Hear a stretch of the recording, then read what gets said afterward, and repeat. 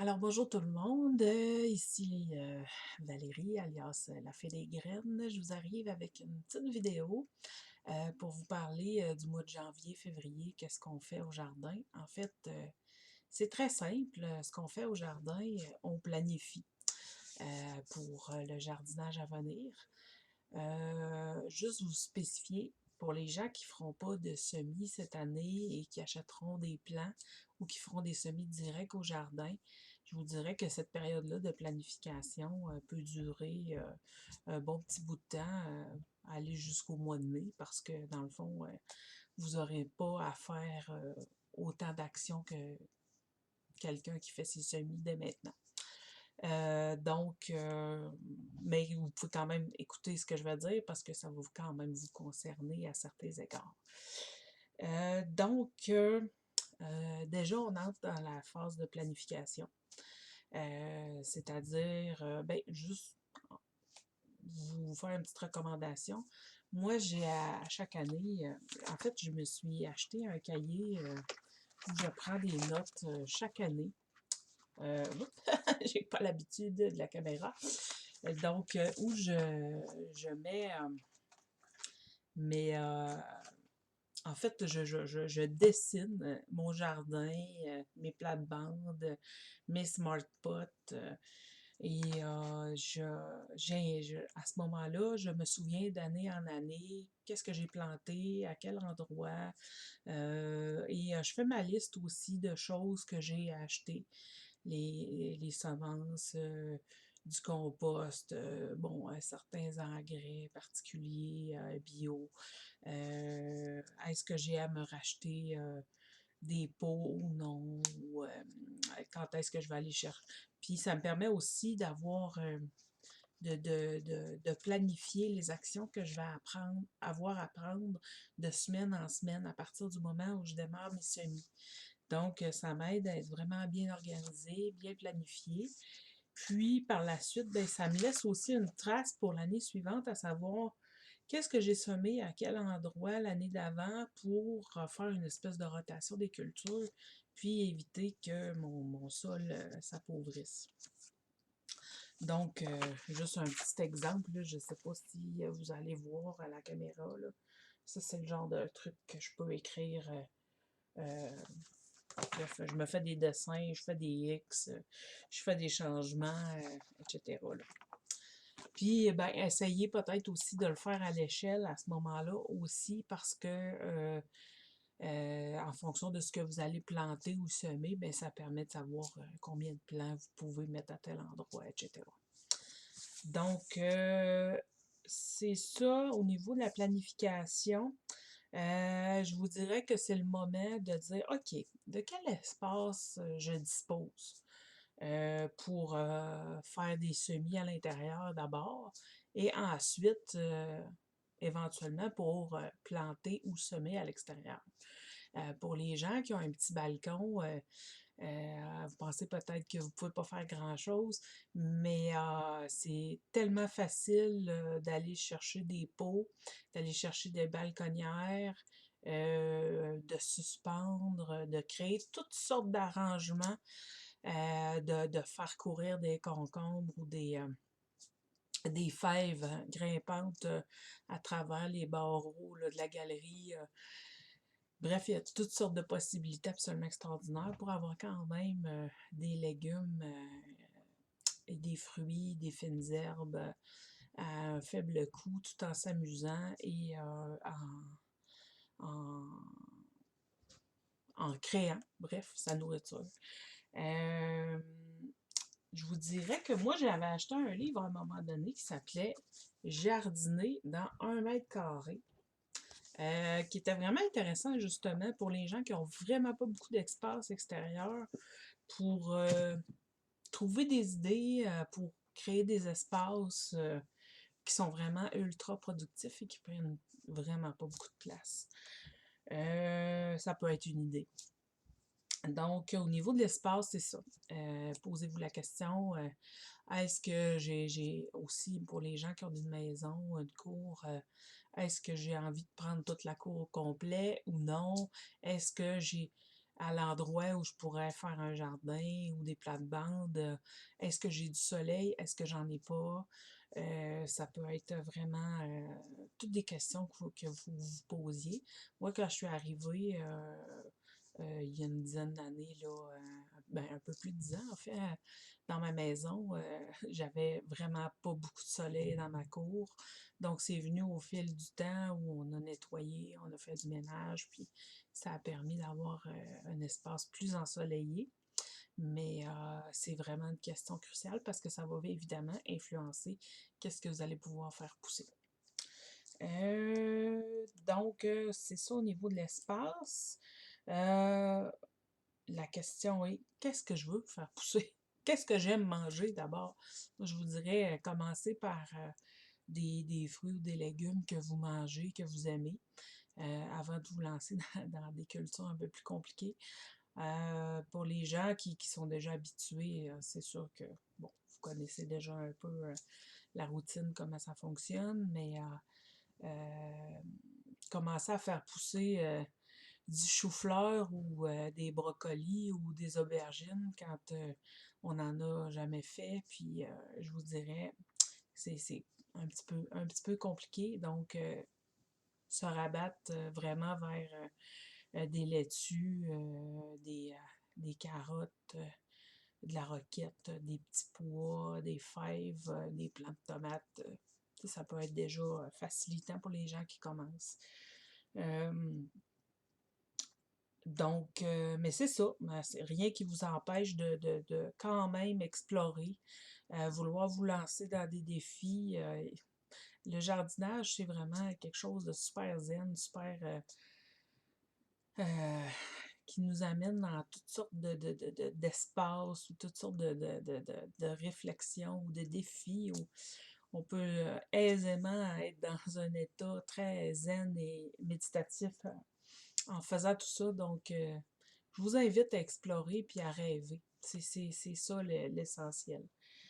Euh, Ensuite, c'est sûr qu'il y a une question financière parce que quand on n'a pas du tout encore fait d'aménagement ou qu'on n'a pas d'espace pour cultiver, ça demande au début un certain investissement. Même chose pour la question des semis.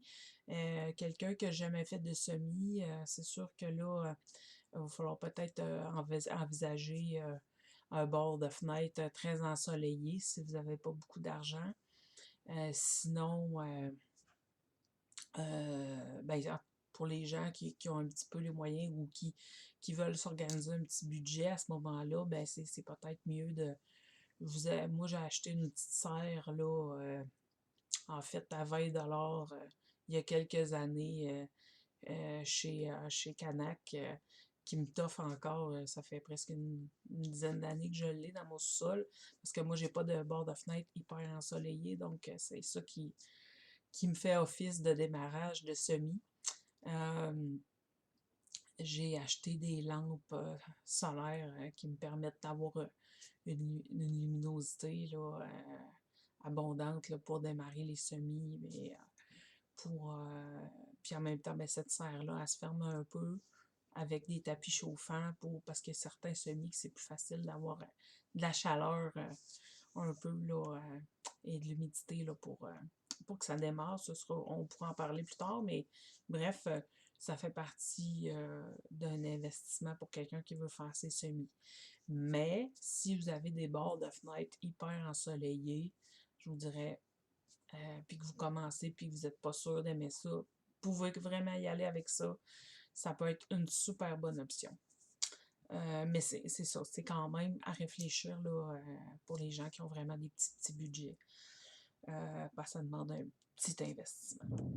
Ensuite, moi je vous dirais avoir l'énergie de ses ambitions. Les gens qui me connaissent bien vous diraient ouais, Valérie, ça te parle ça. Et oui, effectivement, des fois j'ai eu les yeux beaucoup plus grands que la capacité de gérer mes plates-bandes. Entre autres, mon conjoint, exemple, mon conjoint à l'été 2018, je lui demande de me construire mes 5 grands jardins. Je suis toute contente. Enfin, je vais avoir full d'espace, des beaux jardins pour planter plein de bons légumes. Et moi, c'est ça, l'expérience arrive aussi avec les événements. Donc, j'y mets de la belle terre, toute neuve, toute bien balancée, toute bien calibrée. Je plante mes plants. Je suis toute contente. La première été, on part en vacances une douzaine de jours. Quand on est revenu, c'était une forêt. J'ai passé l'été à, à rusher un peu avec mes plants parce que c'est ça, ça avait tellement poussé. J'avais perdu complètement le contrôle. Mon jardin était devenu comme une espèce de buisson. Donc, je vous invite fortement à voir jusqu'à quel point vous avez l'énergie pour vous occuper de tout ça. Prendre le temps, essayez-le une première fois, voir, puis après ça, ben, vous pourrez comme élaborer un peu plus. C'est sûr qu'aussi, ben, l'été, c'est le temps des vacances. Les gens aiment bien quitter quelque temps. C'est quelque chose qu'il faut penser aussi. Qui va s'occuper de mon jardin pendant que je vais être absente une semaine, 2 semaines, dépendamment aussi du moment de l'été, parce que ben, c'est pas parce que vous êtes absent que les plantes n'ont pas besoin d'être arrosées et flattées et aimées à chaque jour. Ou en tout cas, dépendamment là, du temps de la saison. Alors, c'est un peu ça au niveau de la planification. Mais je vous dirais aussi, pour vous donner un petit peu là, matière à réflexion, un élément extrêmement important, c'est les zones de rusticité. Dépendamment où vous habitez, au Québec ou dans le monde, parce que je le sais que j'ai maintenant des Européens qui m'écoutent aussi, c'est quand même important de regarder dans quelle zone de rusticité vous habitez, en fonction du climat, en fonction euh, de la température, la chaleur. Il y a la neige aussi qui entre en ligne de compte là, dans la détermination des zones de rusticité. Mais en fait, c'est surtout que ça fait en sorte que ça influence le choix de ce que vous pouvez ou non faire pousser dans vos plates-bandes. Ça peut avoir un impact et ça influence aussi le temps, évidemment, que vous aurez pour faire pousser vos fruits, vos légumes, etc. En dessous de la vidéo, je vais vous placer d'ailleurs une référence à ce niveau-là pour regarder ça un peu en fonction des villes, villages. J'ai pas, j'ai pas exploré les zones de rusticité pour l'Europe, mais j'ai des liens là, en tout cas pour celles du Québec. Donc, vous pourrez regarder ça, ça va vous permettre de vous enligner dans le choix de semences. Pour explorer également, je vais vous joindre une liste de références pour les semenciers biologiques québécois. Moi, je cultive tous mes fruits et légumes biologiques. Je me fais un honneur d'acheter mes semences du Québec et toujours biologiques parce que pour moi, c'est extrêmement important. C'est pour, pour moi, c'est extrêmement important de ne pas nuire à la planète, de nourrir le sol, de respecter le vivant. Donc, c'est la raison pour laquelle je m'assure que toutes mes actions sont biologiques le plus possible, à tout le moins. Donc, je vais vous mettre un lien là, pour explorer les semenciers québécois. Il y a la fête des semences aussi qui se passe à Québec maintenant en présentiel début mars. Mais je sais aussi qu'il y a des activités en virtuel à partir de fin février. Je vais vous mettre le lien. C'est rempli de belles conférences justement sur l'agriculture, les cultures, le jardin, puis ça va même au niveau là, de qu'est-ce qu'on peut euh, qu'est-ce qu'on peut avoir ramassé en fait dans nos forêts québécoises. Qu'est-ce qu'on peut trouver dans la nature qui est comestible. Ça va aussi, j'ai déjà entendu des conférences, assisté en fait à des conférences sur les poulaillers, sur les abeilles. C'est quelque chose de très large.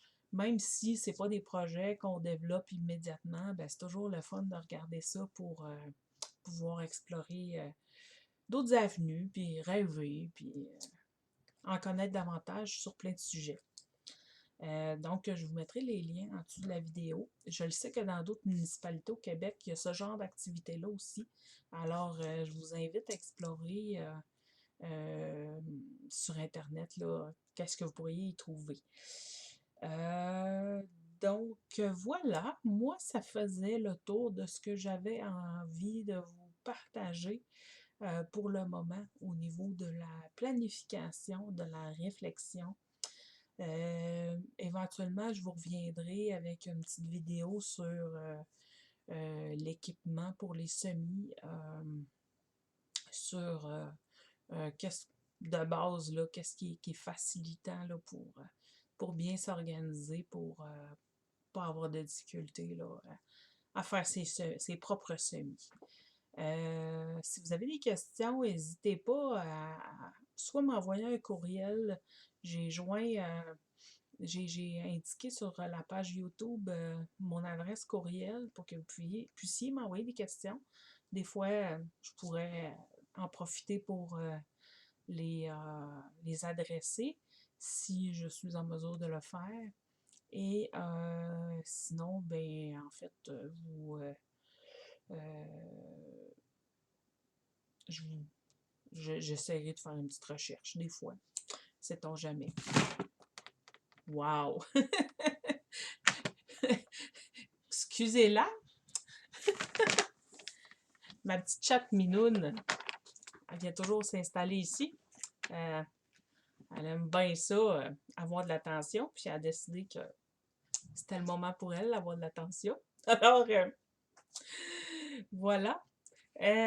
Dernière chose avant de terminer la vidéo, en fait, il y a des calendriers aussi pour les semis qui existent, que ce soit fruits, légumes, fines herbes. Moi, j'utilise celui du jardin des écoumènes. C'est un semencier que j'utilise fréquemment. Puis ils ont un super de beau calendrier qui est vraiment bien fait et en fonction justement des zones de rusticité. Donc, je vous enverrai je vous mettrai le lien aussi sous la vidéo pour les gens qui seraient intéressés à aller le chercher. Alors voilà, ça fait le tour. J'espère que ma vidéo vous a aidé, que ça vous a permis d'en apprendre un petit peu plus. Et si jamais vous avez, comme je vous dis, si vous avez des questions, vous pouvez m'envoyer un courriel. Ça va me faire plaisir de pouvoir répondre via une petite vidéo. Alors, je vous embrasse et je vous remercie de l'attention que vous portez à la chaîne. Partagez, abonnez-vous. C'est comme ça que tout ça va grandir puis que ça va permettre de répandre les connaissances.